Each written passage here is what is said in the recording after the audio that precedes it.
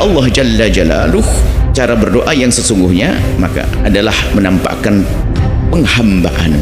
Maka kan janjinya astajib lakum, niscaya aku akan kabul. Dan niscaya akan aku kabul, tidak mungkin Allah ingkar janji kalau memang doa kita tuh benar terpenuhi syarat-syaratnya. Nah doanya itu ngecek, nggak serius, nggak tahu ngomong apa. Betul Allah. Doa kayak ini doa tuh. Kita kepada hikmahnya Imam Ibn Athaillah As-Sakandari, berkata Imam Ibn Athaillah As-Sakandari rahimahullah ta'ala, nafa'ana Allahu bihi wa bi ulumihi wa bi ulumi masyaikhihi wa talamidatihi fid daraini amin. Imam Ibn Athaillah menyebutkan dalam munajatnya, panjatan dan aduan-aduan beliau kepada Allah Subhanahu wa ta'ala, mengadu tentang kelemahannya, tentang kekurangannya, tentang kesalahannya, mengajari kita, ilahi, wahai Tuhanku ya Allah, kaifa takiluni, bagaimana engkau akan melepasku, menyerahkanku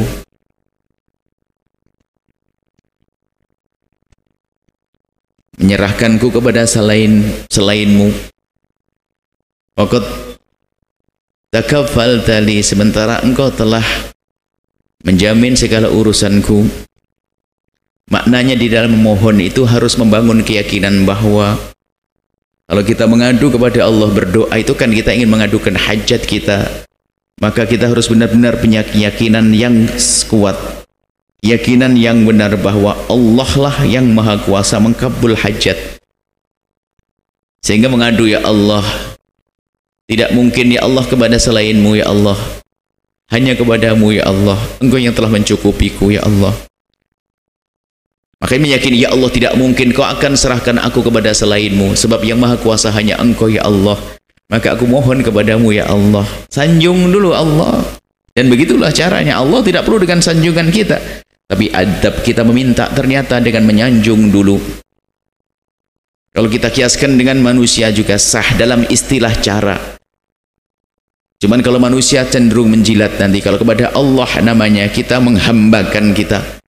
Kalau kita ingin minta kepada seseorang, Anda orang Masya Allah, Alhamdulillah, dilapangkan rezekinya. Kemudian setelah itu ngomong, ini ada hamba Allah yang punya hajat, bagaimana Pak Haji? Kan begitu ya? Tapi kalau belum apa-apa sudah suudon, ada model ente ini gak kira bantu orang, tolong ini ada orang, enak, kurang ajar, sama manusia aja kurang ajar.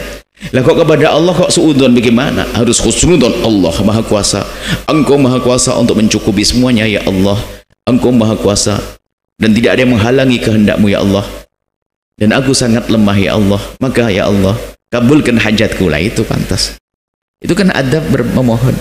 Sehingga dalam panjatan doa kita tidak anjurkan mengucapkan Alhamdulillah dulu, sanjung Allah.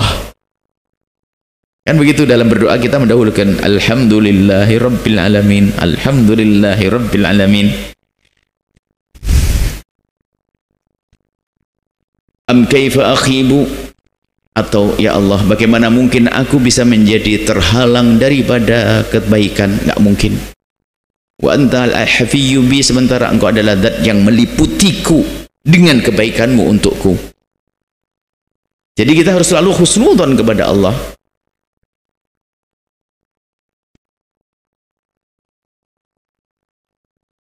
Kita husnudzon kepada Allah bahwa tidak mungkin kita disia-siakan oleh Allah. Sehingga dalam keadaan apapun enteng, mudah bagi dia, bagi seorang hamba. Sehingga di saat diberi sakit, dia langsung melihat, ini tidak akan mungkin sia-sia. Tentu ada sesuatu yang akan Allah berikan kepadaku. Nggak mungkin. Nah, selalu begitu. Jadi dalam keadaan apapun bagi dia adalah nyaman. Dia meyakini betul. Nggak mungkin Allah menghalangiku dari kebaikan, karena Allah adalah maha baik yang meliputi dengan kebaikan. Sehingga dia langsung menyadari kalau seandainya tampak bagiku tidak baik, tentu ada kebaikan yang disembunyikan di balik ketidakbaikan. Dan itu hanya orang berakal dan orang yang cerdas, yang sadar. Kecuali adalah anak kecil yang belum paham. Kalau ditusuk jarum itu berarti seolah-olah menyiksa, makanya dia lari. Dikasih obat pahit, mati nggak mau. Tapi yang gede kan ngerti, diminum obatnya. Seperti itu. Karena dia paham. Begitu juga orang yang kenal Allah, di saat diuji dia tidak langsung patah, putus asa, marah. Oh enggak, pasti kata, ada sesuatu di balik ini. Di balik ujian itu naik pangkat, Allah akan husnudzon, langsung mendapatkannya. Ana inda dhanni abdi bi. Aku tergantung bagaimana hambaku mendugaku. Ha ana atafassalu bi faqri ilaik. Saat ini ya Allah, aku bertawassul dengan kefakiranku. Maksudnya apa? Ya Allah, aku mohon kau kabulkan hajatku. Dan modalku menghadap kepadamu apa ya Allah? Ya kelemahanku dan kefakiranku. Wah, ini tambah mantap. Tidak usah modal, aku punya ini. Tidak usah. Lah apa? Ente bilang, kalau ente minta modal ente menampakkan kelemahanmu. Dikasih oleh Zat yang Maha Kuat. Ana tawassul bi fakri ilaik. Kefakiranku, aku bertawassul, aku mohon kepadamu ya Allah dengan perantara kelemahanku sendiri atau hajatku kepadamu ya Allah. Maksudnya gini, ya Allah, aku memohon kepadamu ya Allah, dan aku memohon kepadamu ini tidak punya modal dan bekal, kecuali bekalku adalah kesadaranku tentang hajatku kepadamu ya Allah. Kalau kepada manusia, tidak ada yang membawaku ke sini kecuali karena aku hajat kepadamu, dan tidak aku memilihmu kecuali karena aku menduga kau akan memberiku. Itu kan kepada manusia. Kepada Allah memang kita tidak boleh, walillahil mathalul a'la, menggampangkan pemahaman yang kami hadirkan ini. Kepada Allah juga demikian.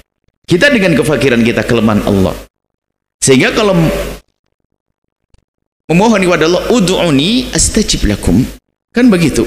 Mohonlah kepadaku, doalah kepadaku, niscaya akan aku kabul.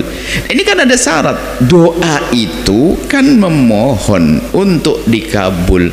Syarat memohon itu harus ada kesadaran penuh kalau dia tuh lemah di hadapan yang dimintai. Nah, kalau minta dengan kesombongan ya nggak dikasih. Astajib yang bakal dikabul Allah tanpa kesombongan. Maka menyadari dirinya di saat memohon itu penting, namanya khusyuk dalam berdoa. Kemudian atawassul ilaika bi fakri ilaik, ya Allah, aku memohon kepadamu dan aku bertawassul, akan aku jadikan sarana modal aku menghadap kepadamu ya Allah, ya hajatku kepadamu ya Allah. Wa kaifa atawassul ilaika bima huwa muhalun ayasil ilaika.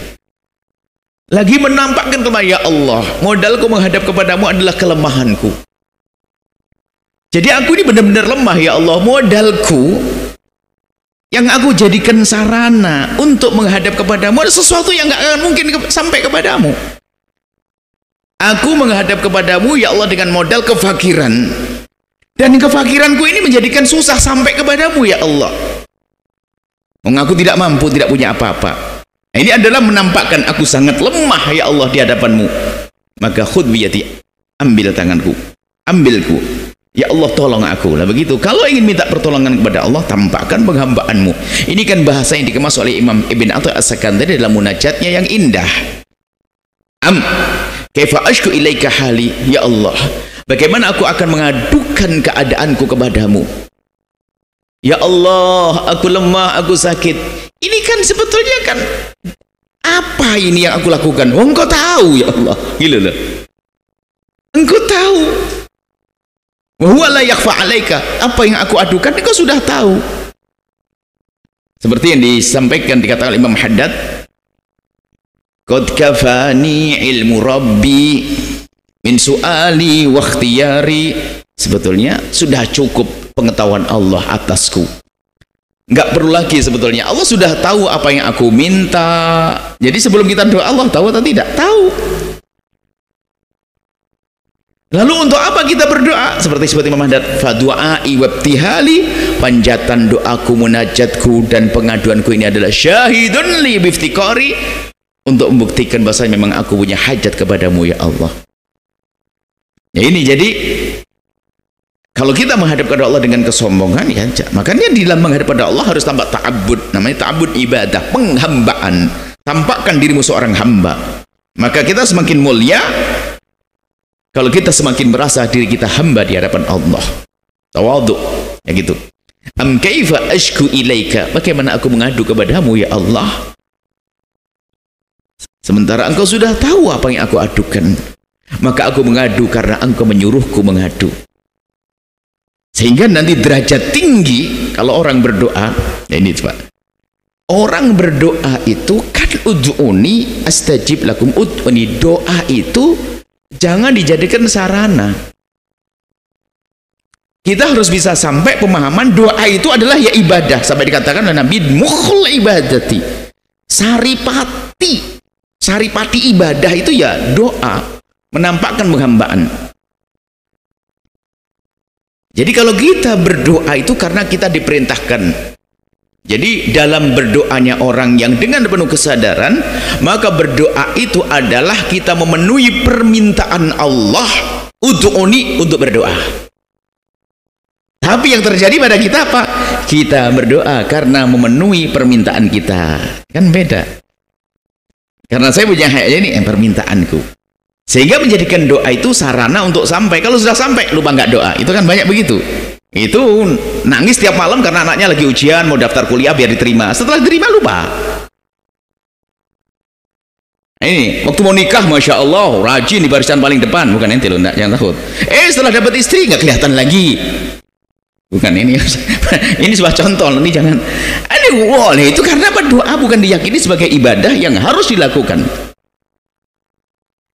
hanya sarana doa. Setelah selesai lupa.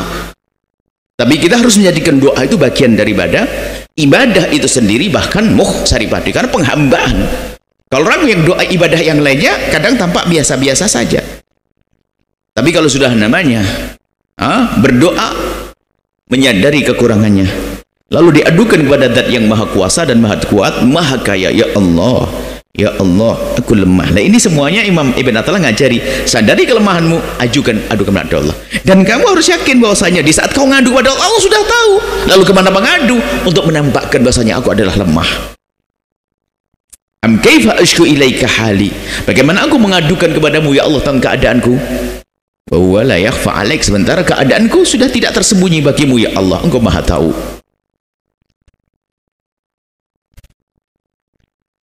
Am kaifa utarjimu, masih banyak am kaifa utarjimu bimaqali wa huwa minka baraz, bagaimana ya Allah aku akan menjelaskan dengan lesanku semua yang tersembunyi di dalam kalbuku dan harapanku, angan-anganku. Gimana aku akan menerjemahkan dengan bahasa apa, sementara itu semua baros tampak bagimu ya Allah, unek-unek sudah tahu. Jadi tidak lain bahwasanya yang aku lakukan ini karena aku hamba, gitu saja, penghambaan. Maksudnya ya Allah, pakai bahasa apa yang harus aku ucapkan untuk menerjemahkan yang ada di hatiku, engkau sudah tahu. Utarjimu maqali, bagaimana aku menerjemahkan dari apa yang aku inginkan, aku harap, engkau sudah maha tahu itu semuanya.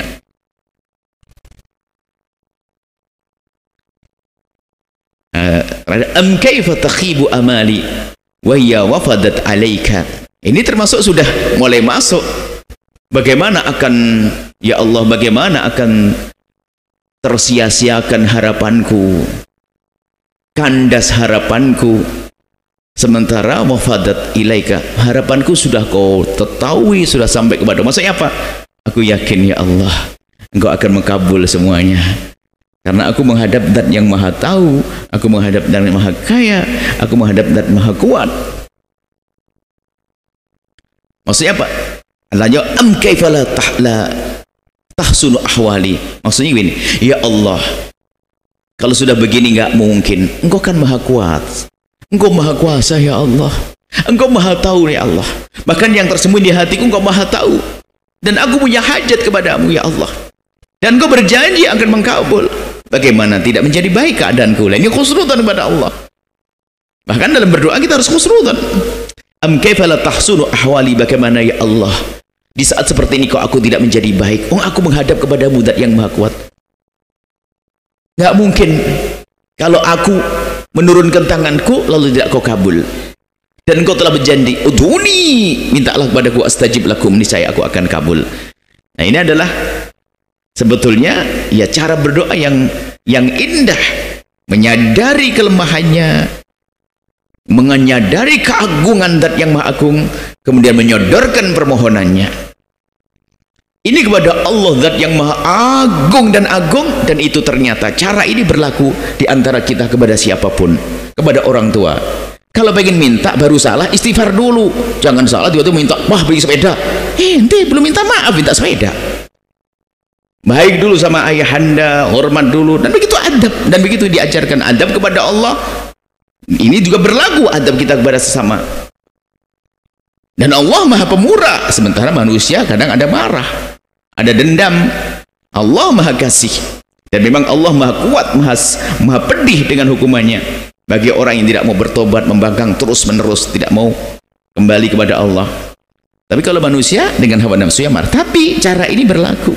Kalau kita ingin minta kepada ayahanda kita baru melakukan kesalahan, dia bilang, abah mohon maaf kemarin kesalahan kami bah, ya sudah tak maafkan, nah besok lagi bah saya pengen ini bah, dikasih, karena kita sudah damai.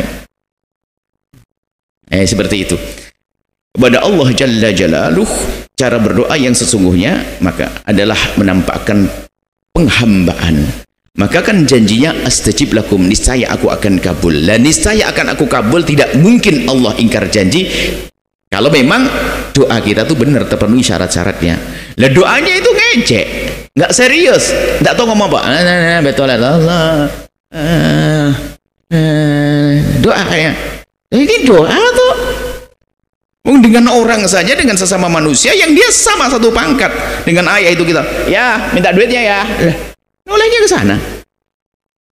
Sementara dengan Allah itu yang kita hadapkan adalah hati kita khusyuk, menyadari Allahumma qad kafani ilmu rabbi atawajjuh ilaika ya Allah, inni wajjahtu, ya Allah aku mohon, Allahumma ikfini bihalalik, terus minta. Begitu baru sah permohonan. Ini adalah gambar tentang munajatnya Imam Ibn Athaillah As-Sakandari. Ayo, jika kita berdoa, sadari bahwasanya kita betul-betul punya hajat. Hajat kita ini apa? Kita hadapkan di hadapan Allah. Dan kita sadari bahwasanya nggak mungkin kita bisa menyelesaikan itu kecuali pertolongan Allah. Baru ya Allah berikan pertolongan kepadaku untuk ini, untuk rezekiku, untuk anakku ya Allah. Aku kewalahan dengan anakku. Sadari, hadirkan kelemahan kita. Nggak mampu. Ya Allah, Engkau Maha Kuasa. Minta ya Allah, jaga anakku, jaga hartaku, jaga rumahku, jaga keluargaku, dan seterusnya. Inilah munajat Imam Ibn Athaillah As-Sakandari. Kita lanjutkan dengan munajat selanjutnya insyaallah. Wallahu a'lam bissawab.